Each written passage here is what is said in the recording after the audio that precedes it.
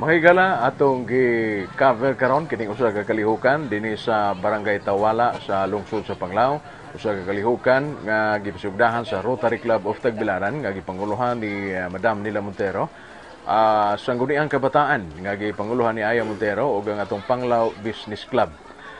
Usa kini ka nindot no ug tumo nga katuyuan diin mokabat ngadto sa 200 no kapin kun kuwang ang mga bata nga nag-eskwela, sanglit bakasyon man karon ang nakapahimos nining Operasyon Tuli og mokabat usab ngadto sa 60 no kapin kukuang usab ang nakapahimos sa dental kining pagpangibot sa mga ngipon ngadto sa dunay mga nagngulngol paghatag og reseta gikan sa atong mga doktor.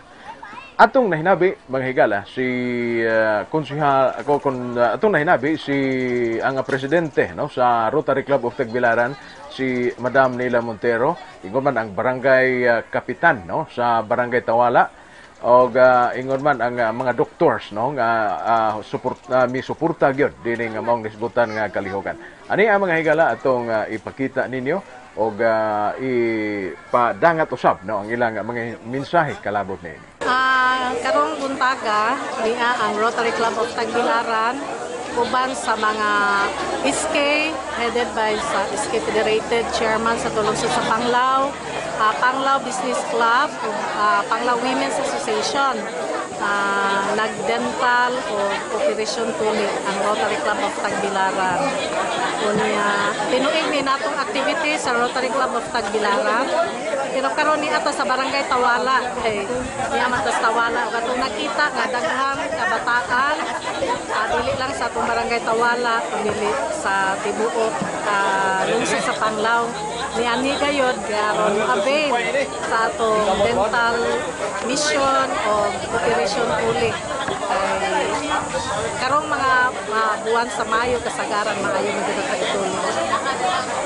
So, pila i-target ako atong gi-target karon mga 300 to 400 ka mga bata atong matuli sa dental actually mga 100 kapin.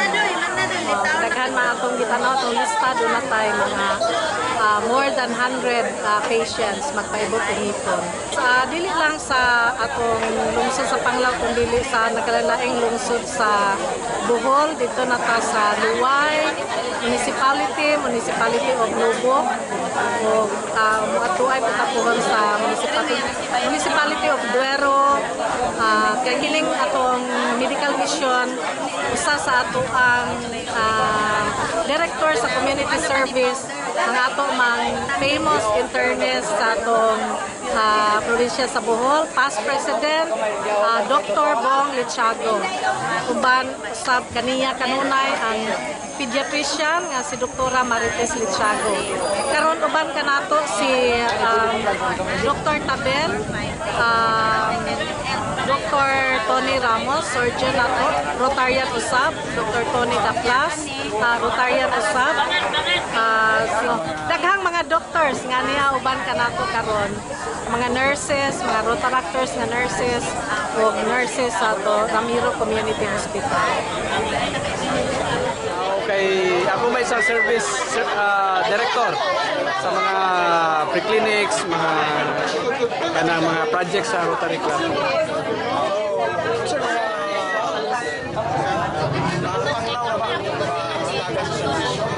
Dili, province-wide ang mga activities namo. So, napay may ubang lungsod nga ginadtukod for the pre-clinics. So, every year namin gi-allot nga mga areas nga amoy pre-clinic. No? One sa mga out of town, dito mi sa Luway. Last year, lain-lain po yung mga lungsod sa Bohol.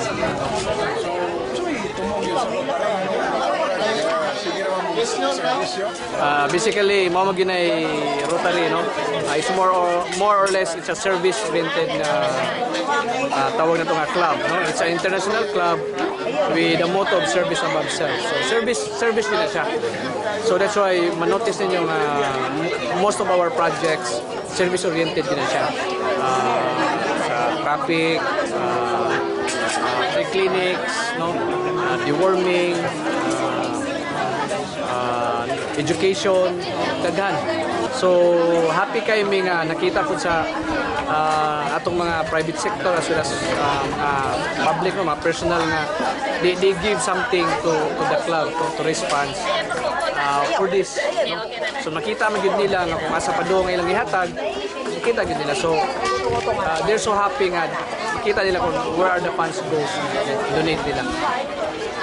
Ang sangguniang kabataan sa Panglao, ang mga SK chairman sa mga barangay, SK Kagawad, ani akaron sa Tawala Barangay Hall para mutabang manpower workforce sa tuli operation o dental operation sa ipangunahan sa Rotary Club of Tagbilaran in coordination with Women's Association, Panglao Business Club, and of course ang SK sa Panglao. So, tabang SK sa Panglao sa pagpatuli sa mga gagmay nga mga elementary schools o atong mga lululula, mga papa o mama o mga kabatanunan pag-ibot o ipon. So, ayun atong pasalamatan ng naningkamot ani nilang sa Rotary Club. Rotary Club man di ba? O may madam nila usab nga mo'y ga og sa tong iske nga mo'y ga paluyo ani karong buntaga. O murag karon daghan gid ni kay summer niya labi na gyud sa itong mga kaigsuonan daw pong dili maka-afford sa kagastusan ba. Unang daghang kapasalamat dining kalihukan karong adlaw.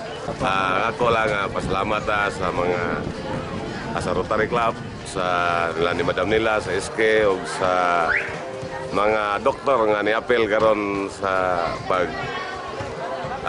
himo ining kalihukan sama sa tole o ibot ngipon. So, salamat kayo. Salamat ka.